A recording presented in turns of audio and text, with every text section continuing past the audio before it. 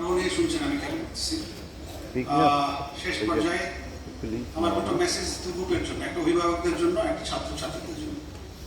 As a প্রতিষ্ঠান প্রধান আর কি, যারা গার্জিয়ান আছেন তারা আপনারা ছেলেকে এখানে রেখে যাচ্ছেন, কিন্তু আপনারা যোগাযোগ যদি বিচ্ছিন্ন করেন তাহলে কিন্তু মুশকিল আমাদের জন্য। কখনোই যোগাযোগ বিচ্ছিন্ন করা যাবে না এবং আপনাদেরকে অবশ্যই খোঁজ নিতে হবে। এমন স্যার বলেছেন যে এমন খোঁজ নেবেন না যে তোমার রুমে কি এসি আছে কিনা। এখন কিন্তু এসি থাকার প্রশ্নই ওঠে না, তারা হস্টেলে থাকবে, ফ্যান চাইতে পারে, কিন্তু এসি চাইলে কিন্তু বিপদের কথা, মানে এটা আমি দিতেও পারবো না, এটা হবেও না। এবং ফ্রিজ আছে কিনা, কুকার আছে কিনা, নিজে নিজে একটা আলাদা, এটা কিন্তু আমরা অ্যালাউ করি না। এটা রেজিমেন্টেশন, যেমন সেনাবাহিনী যেরকম রেজিমেন্টেশনের মধ্যে যায়, এই বিজনেস কষ্ট রেজিমেন্টেশন, কষ্টের মধ্যে দিয়েই তারা পরবর্তী জীবনের সুখ কিনে নেবে। এই জন্য এটা তাদের হতে সাহায্য করবেন, আপনার ছেলে যেন অসুস্থ না হয়। আর মেডিকেল কলেজে যারা ছাত্র আর কি, যারা পড়ে, তারা তো আমাদের ফার্স্ট প্রায়োরিটি আর কি। রাজশাহী মেডিকেল কলেজ হাসপাতালে তাদের জন্য আলাদা রুম, আলাদা বেড, সব কিছু আছে। তাদের অত্যন্ত গুরুত্বপূর্ণ এবং আমাদের শিক্ষকরা খুবই সংবেদনশীল এই বিষয়ে। একটা অভিযোগ যদি আসে যে কেউ অসুস্থ হয়েছে, আমাদের নলেজে দেয়, আমি প্রিন্সিপাল থেকে শুরু করে যারা আছে রিলেটেড সবাই সেখানে অ্যাটেন্ড করে। অর্থাৎ স্বাস্থ্যগত বিষয়ে চিন্তা করার আপনাদের কোনো কারণই নেই। এবং তাদের যে হোস্টেলে যে খাওয়া দাওয়া করে, এখন কিন্তু অনেক খাওয়া দাওয়া উন্নত হয়েছে। কোনো ছেলে মানে এখন যারা স্টুডেন্ট আছে তারা কিন্তু খুবই মানে আমি বলবো যে তারা এথিক্যাল জানেন যে চাঁদা মানে খাবার নিজে খেয়ে চলে যায়, টাকা দেন, এরকম হয় না। তার জন্য খাওয়ার মান অনেক ডেভেলপ করেছে এবং এই জুলাই অভ্যুত্থানের পরে খাওয়ার মান বেড়েছে, অনেক বেড়েছে। হয়তো আপনাদের যারা মানে ধনী গৃহ থেকে আসছে ওই পর্যায়ে দেওয়া যাবে না, কিন্তু মানে অলমোস্ট খুব ভালো জায়গায় নিয়ে যাওয়া হয়েছে উভয় ক্ষেত্রে, ছেলেদের আর মেয়েদের ক্ষেত্রে। আর যেটা মনে করি যে আপনি যে ইয়ে থেকে আসুক না কেন, তাদেরকে মিশতে বলবেন, তাদের ছেলেদের সাথে যোগাযোগ কথা। এটা হলো এমন যে দুটো বিষয় থাকে ছাত্রদের, সেটা হচ্ছে যে তারা শিক্ষকদের সাথে যোগাযোগ রাখতে হবে। আমি ছাত্রদেরকে এখন বলি যে ছাত্রদের সাথে যেটা হচ্ছে শিক্ষকদের সাথে যোগাযোগ রাখতে হবে এবং তোমাদের যারা বন্ধু তাদের সাথে তোমাদের যোগাযোগ উন্নত করতে হবে। একা বসে ঘরের মধ্যে যেন গ্যাঁ করে পড়েছো আগে, সেটা কিন্তু হবে না। এটা করে কোনো ক্রমে পাশ করতে পারবো না। তুমি যদি কমিউনিকেট না করে, যে ঘটনাটা আমার জীবনে ঘটেছিল ফার্স্ট ইয়ারে, আমি ক্রমাগত ফেল করছিলাম, যেটা পেন্ডিং বলে আর কি। তো আমি এত যে আমি পড়বো না, আমার মায়ের কাছে যাবো না, এটা আমার দ্বারা হবে না, এটা কাজ আমার না। তো আমার তো চিন্তায় পড়ে গেছে যে এই কি বলে কি এতদিন পরে, এই 6-7 মাস পরে এসে কি বলে। শেষ পর্যন্ত আমার এক টিচার আমাকে ডাকছিল আর ডেকে বললেন, উনি খুবই শিক্ষক, প্রফেসর আকরাম হোসেন না, তুমি কীভাবে পড়ো? আমি নোট করে পড়ি, নোট করে পড়ে আসি। নোট তো সম্ভবই না, এত পড়া তুমি নোট কোথায় করবে?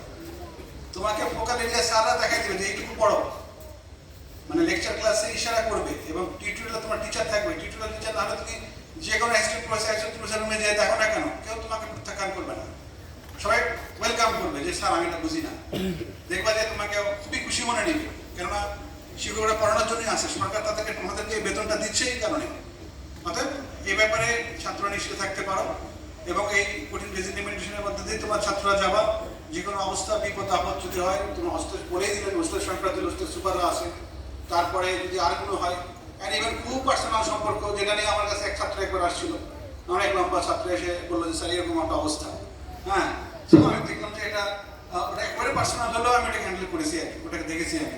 এবং কেউই যদি কথা না শুনে তো আমার কাছে আসবে, আমার দরজা কখন সবসময় উন্মুক্ত। আমি কখনো ছাত্রদেরকে বলি না যে তুমি পরের দিন আসো, আমি তখনই আধা ঘন্টা হোক 1 ঘন্টা হোক তখনই আমি সমাধান করি। কোনো ফাইল আমার টেবিলে থাকে না, আমি সব সাথে সাথে ডিসকাস করি। কোনো ছাত্র অন্যদেরকে বিদায় করি, হয়তো কন্ট্রাক্টর যারা আসে বা এদের কাছে পরের দিন, তৃতীয় দিন সময় দিই, ছাত্রদেরকে আমি কখনো সময় দিই, ওই দিনই তাকে আমি সলভ করার চেষ্টা করি। এখানে দুটো বিষয় আছে, আমাদের কাঠামোগত একটা ব্যাপার আছে। অনেক পুরনো মেডিকেল কলেজ, এখানে কিন্তু ওই উন্নত অনেকগুলো হল আছে, কত উন্নত না। ওখানে আবার কিছু নতুন হল তৈরি হচ্ছে, যেগুলো উন্নত না সেগুলো যদি বলেন স্যার এটা উন্নতি করে দেন, এটা কিন্তু আমার হাতে নাই। এটা হচ্ছে পিডব্লিউডি বলা হয়, হ্যাঁ, এটা পাবলিক ওয়ার্কস ডিপার্টমেন্ট, তাদের হাতে অনেক কিছু। এবং সেসব অনেক কিছু কাজও চলছে, কাজ থেমে থাকতে চলছে, ওই অংশটুকু আমি পারি না। কিন্তু অন্য অংশ, তোমাদের ক্লাস, পরীক্ষা, তোমাদের স্বাস্থ্যগত ব্যাপার, এইসবই অন্তত দেখভাল করতে পারি। এবং তোমাদের যদি বিভিন্ন সেগমেন্টে তোমাদের টিচার সবই যদি ব্যর্থ হয়, তারপরে আমার জন্য দুয়ার উন্মুক্ত থাকবে। এটুকু জানাতে পারি। এবং তোমাদের আগামী কাল থেকে ক্লাস শুরু হবে, হয়তো বা পরশু দিন থেকে পরীক্ষা হবে, অর্থাৎ সেটা নিয়ে তোমরা দুশ্চিন্তাগ্রস্ত হয়েও না। এই পরীক্ষা ক্লাস এটাই খুব মজার, কিন্তু খুব আনন্দের, তুমি বুঝতে পারবে তখন আসলে যে তোমরা স্যার আনন্দের না, খুবই আনন্দের। আমি দেখে তোমরা খুব ভালো লাগবে পরীক্ষা দেওয়া ক্লাস দেওয়া, হ্যাঁ, এবং কখনোই ছুটি চিন্তা মাথায় আনবা না, এটাই তোমাদের এখন বড় বাড়ি সব কিছু। আর বাবা মার সাথে যোগাযোগ রাখবা, আব্বা আম্মা ভালো আছে কিনা তোমাদের খোঁজ খবর নিবা, এভাবে চলবে এবং দেখবা চোখের পলকে তোমরা ডাক্তার হয়ে গেছে। এবং সবগুলো পাস করবাই, তোমরা যদি ক্লাস করো পাস তোমাদের ঠেকাতে পারবে না, তোমার জোর করে তোমাকে ফেল করাতে পারবে না। পাস প্রথম হচ্ছে স্যার পাস বলেন, স্যার আমরা এত নম্বর পাইছি 5++, ওটা বলে দাও। এখন পাস করলে আলহামদুলিল্লাহ বলো, পড়তে আসলে বুঝতে পারবো যে অনেক বুঝতে পারছো। এমনি তো দুইটা খুবই মানে কঠিন সাবজেক্ট, একটা অ্যানাটমি আছে, একটা সবগুলোই কঠিন আর কি, আমি আর বলবো না, বললে আবার তোমরা কি বলতে কি বলো। হ্যাঁ, যাই হোক, তোমাদেরকে আমি চাই যে তোমরা এগিয়ে যাও এবং তোমাদের মা বাবার সাথে যোগাযোগ রাখবা, সবার সাথে যোগাযোগ রাখবা।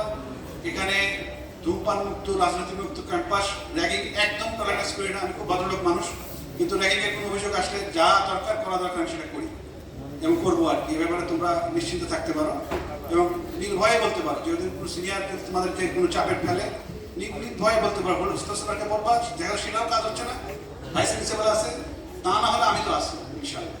সবাইকে আগামী দিনের শুভেচ্ছা, সফলতা কামনা করে আজকের মতো অনুষ্ঠান শেষ করছি। তবে একটা বিষয় জানবে, বৃক্ষরোপণ আছে এখানে, 250টা বৃক্ষ কেনা হয়েছে তোমাদের জন্য এবং ওই বৃক্ষ তোমরা আজকে সামনে পাবা। আমাদের জায়গা ইয়ে করা আছে, ঠিক করা আছে, তোমরা যে লাগাতে পারো। বাইরে আমাদের বৃক্ষগুলো আছে, আমি শুরু করে দেবো তোমাদের সাথে।